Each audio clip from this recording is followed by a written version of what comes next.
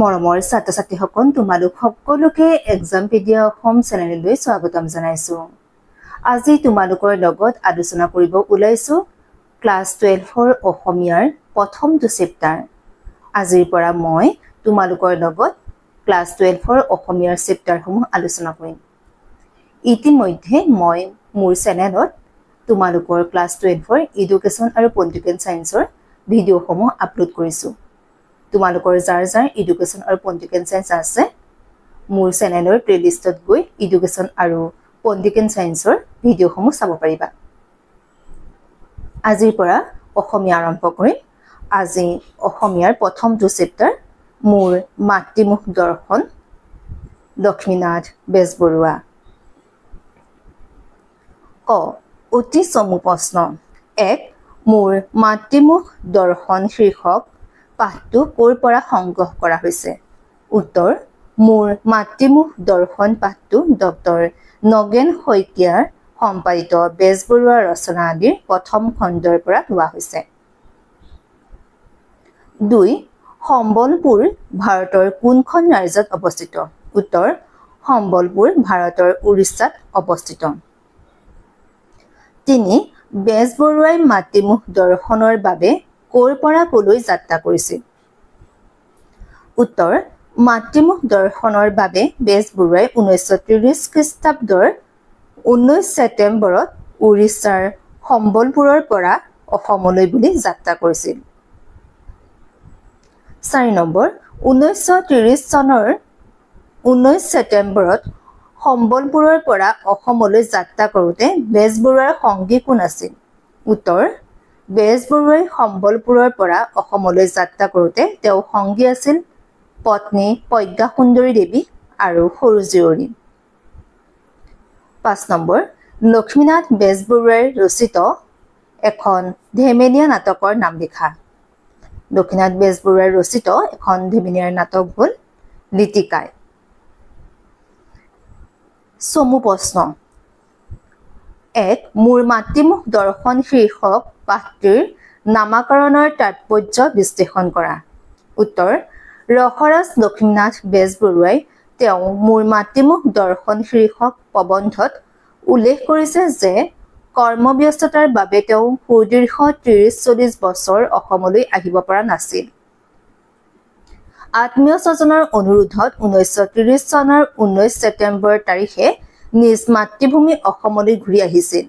অসমত আহি ভৰি থোৱাৰে পৰা বেজবৰুৱাই আত্মীয় স্বজন, ইষ্ট কুটুম্বৰ, বন্ধু বান্ধৱসকলৰ পৰা যি ধৰণৰ আগ্ৰহ, আদৰ আৰু আপ্যায়ন লাভ কৰিছিল আৰু অসমৰ যি এক উন্নত আৰু প্ৰগতিশীল ৰূপ প্ৰত্যক্ষ কৰিছিল তাৰ দ্বাৰাই তেওঁ অভিভূত হৈ পৰিছিল। প্ৰকৃতাৰ্থত বেজবৰুৱাই দীৰ্ঘ বিৰতিৰ পিছত মাতৃভূমিলৈ আহি মাতৃ দৰ্শনৰ নিচিনা আনন্দ সুখ উপলব্ধি কৰিছিল। সেয়েহে পাঠটিৰ নাম মোৰ মাতৃমুখ দৰ্শন দিয়া হৈছে। 2. মোৰ মাতৃমুখ দৰ্শন শীৰ্ষটিত মাতৃ শব্দৰে কি বুজোৱা হৈছে? কিমান বছৰৰ পিছত লেখকৰ মাতৃমুখ দৰ্শন হৈছিল? উত্তৰ, মোৰ মাতৃমুখ দৰ্শন শীৰ্ষত মাতৃ শব্দৰে নিজৰ মাতৃভূমি অৰ্থাৎ অসমক বুজোৱা হৈছে। লেখক লক্ষ্মীনাথ বেজবৰুৱা সুদীৰ্ঘ 30-40 বছৰৰ পিছত মাতৃমুখ দৰ্শন হৈছিল। লক্ষ্মীনাথ বেজবৰুৱাক কটন কলেজৰ ছাত্ৰসকলে কিদৰে অভিনন্দন জনাইছিল? সেইটো হৈছে তোমালোকৰ পিছৰটো কুৱেশ্যন। উত্তৰ, লক্ষ্মীনাথ বেজবৰুৱা সম্বলপুৰৰ পৰা আহি গুৱাহাটীত উপস্থিত হোৱাৰ দিনাই কটন কলেজৰ ছাত্ৰসকলে সন্ধিয়া এক সভা অনুষ্ঠিত কৰি বেজবৰুৱাক অভিনন্দন আৰু সন্মান যাচিছিল। শৰীৰত মেলেৰিয়া জ্বৰ লৈও বেজবৰুৱা সভালৈ গৈ ছাত্ৰসকলৰ আগ্ৰহ আৰু আদৰ দেখি অভিভূত হৈ পৰিছিল। সভাত ছাত্ৰসকলৰ কোনোৱে ইংৰাজী আৰু অসমীয়াত শুৱলা বক্তৃতা দিছিল। কোনোৱে সংগীত পৰিৱেশন, কোনোৱে আকৌ ওজাপালি হৈ সংগীত সুন্দৰ অংগী ভংগীৰে হাস্যৰসপূৰ্ণ ব্যাস গাই বেজবৰুৱাক আদৰ, আনন্দ আৰু অভিনন্দন জনাইছিল। 4 নম্বৰ, মোৰ মাতৃমুখ দৰ্শনৰ লেখকে উল্লেখ কৰা মাজিও আৰু জ্ঞান কোন আছিল? উত্তৰ লেখকে উল্লেখ কৰা মাজিও হ'ল সুকবি সুবিখ্যাত চাহ খেতিয়ক সদাগৰ শ্ৰীযুত চন্দ্ৰকুমাৰ আগৰৱালা আৰু জ্ঞান হ'ল আৰ্লল কলেজৰ প্ৰসিদ্ধ প্ৰিন্সিপাল উদাৰ হৃদয় মিষ্টাৰ জে বৰুৱাৰ বেৰিষ্টাৰ এট লৰ। লক্ষ্মীনাথ বেজবৰুৱা গুৱাহাটীক ভাল লগাৰ 3টা কাৰণ উল্লেখ কৰা। মানে লক্ষ্মীনাথ বেজবৰুৱাই কিয় গুৱাহাটী ভাল পাইছিল তাৰ 3টা কাৰণ লিখিবলৈ দিছে। উত্তৰ লক্ষ্মীনাথ বেজবৰুৱাই গুৱাহাটীক ভাল লগা 3টা কাৰণ হ'ল গুৱাহাটীৰ প্ৰাকৃতিক সৌন্দৰ্য, ঐতিহাসিক উৎকৰ্ষ, প্ৰাচীন জ্ঞান গৌৰৱৰ গৰিমা। দীঘল প্ৰশ্ন লৈ আহিছো এইবাৰ। 1 নম্বৰ মোৰ মাতৃমুখ দৰ্শন শীৰ্ষক পাঠটোৰ আধাৰত লক্ষ্মীনাথ বেজবৰুৱাই সম্বলপুৰৰ পৰা গুৱাহাটীলৈ কৰা ৰেল যাত্ৰাৰ চমু বিৱৰণ আগবঢ়োৱা। উত্তৰ কৰ্মসূত্ৰে উৰিষ্যাৰ সম্বলপুৰত থকা লক্ষ্মীনাথ বেজবৰুৱাই সুদীৰ্ঘ 30 বছৰৰ পিছত 1930 খ্ৰীষ্টাব্দৰ 19 ছেপ্টেম্বৰ তাৰিখে সম্বলপুৰৰ পৰা অসমলৈ বুলি যাত্ৰা আৰম্ভ কৰিছিল। তেওঁ যাত্ৰাৰ সংগী আছিল তেওঁৰ পত্নী প্ৰজ্ঞা সুন্দৰী দেৱী আৰু সৰু জীয়ৰী। তেওঁলোকক লগত লৈ তেওঁ সম্বলপুৰৰ পৰা অসমলৈ বুলি ৰেলেৰে যাত্ৰা আৰম্ভ কৰিলে। তেওঁলোকে প্ৰথমে গধূলি 5:30 বজাত সম্বলপুৰত ৰেলত উঠি তাৰ পৰা 31 মাইল দূৰত অৱস্থিত জাৰচুগুৱা জংচনলৈ আহি পালে। তাৰ পৰা গধূলি 7:30 বজাত কলিকতাৰ ফালে যোৱা বোম্বাই মেলত গাড়ীত উঠিব লাগিছিল যদিও কিন্তু সিদিনা তেওঁলোকৰ দুৰ্ভাগ্যৰ বেয়া হোৱাৰ বাবে বোম্বাই মেল ধৰিব নোৱাৰিলে। ফলত ষ্টেচনতে বহি থাকি শেষ ৰাতি 2-3 বজাত থকা এখন পেছেঞ্জাৰ গাড়ীত উঠি তেওঁলোক কলিকতালৈ বুলি ৰাওনা হ'ল। সেইদিনা সোনকালে গৈ পাব বুলি ভাবি তেওঁলোকে লগত একো খোৱা বস্তু নিয়া নাছিল। ফলত ৰাতিটো আৰু গোটেই দিন তেওঁলোকে অনাহাৰে থাকি ৰাতি 8 মান বজাত গৈ কলিকতাত পালেগৈ। ষ্টেচনত ক'তো খাদ্যৰ ব্যৱস্থা কৰিব নোৱাৰি বেজবৰুৱাহঁতে কচৰি চিংৰা আদি কিনি লৈ খালে যদিও পেটৰ ভোক নুগুছিল। এফালে পেটৰ ভোক, আনফালে আকৌ যাত্ৰীৰ ভিৰ। শাৰীৰিক মানসিক কষ্টই তেওঁলোকক বৰ পীড়া দিছিল।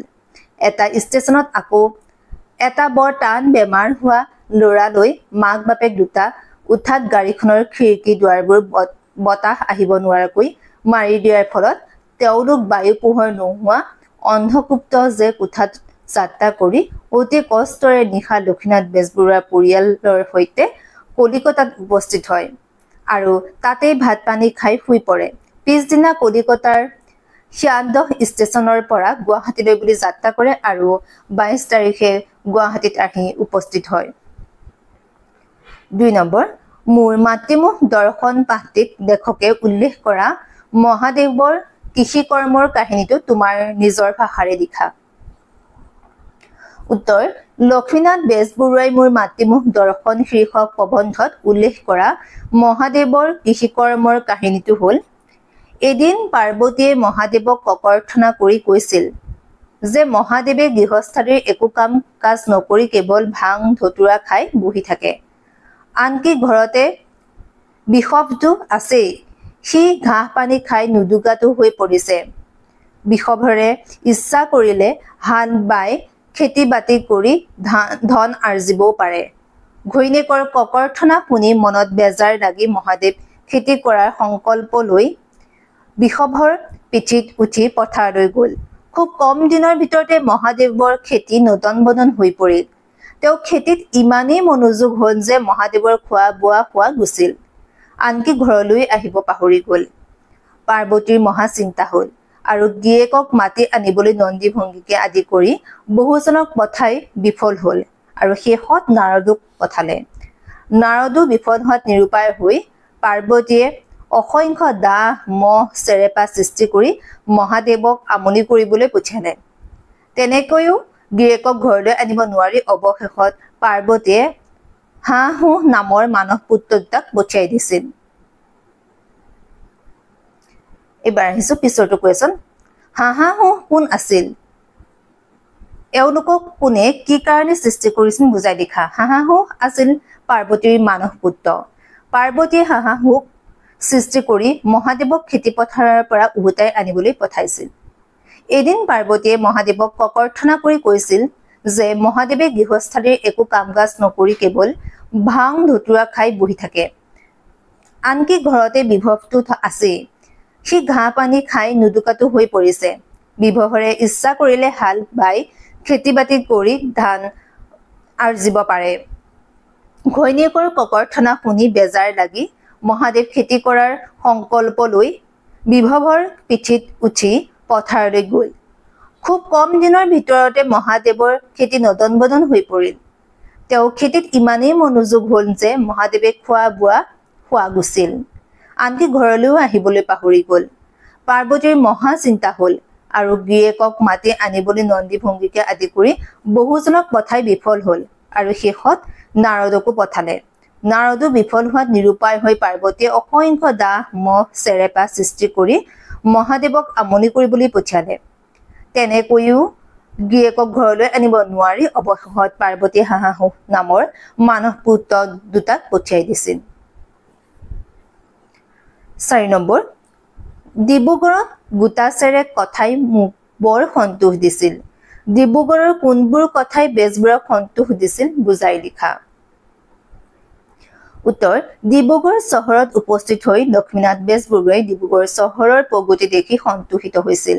কাৰণ ডিব্ৰুগড়ৰ মহিলাসকলে তাহানিৰ দৰে উৰণিৰ তলতে লুকাই থকা নাই। তেওঁলোক অধিক শিক্ষিত হৈ উঠিছে আৰু অনেক কৰ্মত পুৰুষৰ সমানে ফেৰ মাৰি আগুৱাব পৰা হৈছে। ৰক্ষণশীলতাৰ পৰা মুক্ত হৈ তেওঁলোকে বিভিন্ন সজ কামত আনকি দেশ সেৱাতো সমানেই আগবাঢ়িছে। বোৱা কটা বিদ্যাতো তেওঁলোক পাৰদৰ্শী। পুৰুষৰ সমানে সমানে আগবাঢ়ি আহিলেও তিৰোতাসকলে নিজ কৰ্মনিয়তা গাম্ভীৰ্য ৰক্ষা কৰিছে। তিৰোতাসকলে সভা পাতি সুন্দৰকৈ বক্তৃতা দিছে, স্কুল পাতি শিক্ষাদান দিছে, যিবোৰ দেখি বেজবৰুৱা সন্তোষ পাইছিল। আনফালে ডিব্ৰুগড় চহৰৰ শিক্ষিত ডেকাসকলৰ কৰ্ম প্ৰশংসাও কৰিব লগা। বেজবৰুৱাই ডিব্ৰুগড় চহৰৰ থিয়েটাৰ অৰ্থাৎ ৰংগশালাটো দেখিও আনন্দিত হৈছিল। ডিব্ৰুগড়ৰ ডেকাসকলে তাত নাট চৰ্চা কৰে, গীত মাত নাটক আদি পৰিৱেশন কৰে। তেওঁলোকে যিবোৰ চিত্ৰপট কলিকতাত নিপুণ চিত্ৰবিদতকৈ কোনো গুণেই কম নহয়। ডেকাসকলৰ সাজ সজ্জা, চিত্ৰপট, ভাৱপূৰ্ণ অভিনয়, সুস্বৰ সংগীত আৰু মনোজ্ঞ নৃত্যত বেজবৰুৱা সন্তোষিত হৈছিল। ডেকাসকলে চহৰৰ ৰংগশালাত গীত মাত নাটক আদি পৰিৱেশন কৰে। মঞ্চত অসমীয়া মৌলিক নাটকৰ উপৰিও অনুদিত নাটকো অভিনীত হয়। এনেদৰে ডিব্ৰুগড় চহৰৰ পুৰুষ নাৰীসকলৰ কৰ্মদক্ষতা দেখি বেজবৰুৱা আনন্দিত হৈছিল। 5 নম্বৰ, লক্ষ্মীনাথ বেজবৰুৱাৰ মতে বিদেশী নাটকৰ অসমীয়া অনুবাদ কেনে হোৱা উচিত বুজাই লিখা। উত্তৰ, লক্ষ্মীনাথ বেজবৰুৱাই ডিব্ৰুগড় চহৰৰ মহিলা আৰু ডেকাসকলৰ কৰ্মপটুতা আৰু জাতীয় প্ৰেম দেখি আপ্লুত হৈ পৰিছিল। ডিব্ৰুগড়ৰ ডেকাসকলে অসমীয়া নাট চৰ্চাৰ উপৰিও বিদেশী নাটক নিভাঁজ ৰূপত অনুবাদ কৰি অভিনয় ব্যৱস্থা কৰিছিল। লক্ষ্মীনাথ বেজবৰুৱাই বিদেশী নাটকৰ অসমীয়া অনুবাদ আৰু অভিনয়ৰ ঘোৰ সমৰ্থক নাছিল যদিও বিৰোধীও নাছিল। কাৰণ ভাল বিদেশী নাটকৰ উৎকৃষ্ট ভাৱ সম্পদেৰে অসমীয়া সাহিত্যৰ সৌন্দৰ্য বহুৱাত তেওঁৰ মতে একো বেয়া নহয়। কিন্তু তাক খাটি অসমীয়া সাঁচত গঢ় দিব লাগে। অনথা অসমীয়াৰ বৰসবাহত যদি কোনোবাই বঙলোৱা সংকীৰ্ণ মেলি দিয়ে, সি হাঁহৰ মাজত কাউৰী হৈ খেলিমেলিহে কৰিব বুলি বেজবৰুৱাই সকীয়াই দিছিল। প্ৰাসংগিকভাৱে বেজবৰুৱাই উল্লেখ কৰিছে যে তাহানিতে কলিকতা নিবাসী অসমীয়া ছাত্ৰসকলে শ্বেক্সপিয়াৰ কমেডি অফ ইনৰ্ছখন অসমীয়ালৈ ভাঙনি কৰি ভ্ৰমৰংগ নাম দি অভিনয় কৰিছিল। এইখন অভিনয় কৰিছিল 1888 চনত। সেই অনুবাদ খাটি অসমীয়াৰ ৰূপৰ আছিল আৰু বিদেশী নাটকৰ অসমীয়া অনুবাদ তেনে হোৱা উচিত বুলি বেজবৰুৱাই উল্লেখ কৰিছে। ভিডিঅ'টো চাই কেনে পালা? যদি ভাল পাইছা লাইক কৰিবা, কমেন্ট কৰিবা আৰু শ্বেয়াৰ কৰিবা যিমান পাৰা সিমান নিজৰ বন্ধু-বান্ধৱীসকলক, যাতে তেওঁলোকো উপকৃত হয়। লগতে মোৰ চেনেলটো সাবস্ক্ৰাইব কৰি দিবলৈ নাপাহৰিবা। আৰু তোমালোকৰ যদি কিবা অসুবিধা হৈছে কমেন্টৰ যোগে জনাবা, পৰৱৰ্তী ভিডিঅ'ত সেই অসুবিধাসমূহ দূৰ কৰিবলৈ চেষ্টা কৰিম। লগতে তোমালোকে কোন কোন ডিষ্ট্ৰিক্টৰ পৰা চাইছা সেই কথাও জনাবলৈ নাপাহৰিবা। ধন্যবাদ।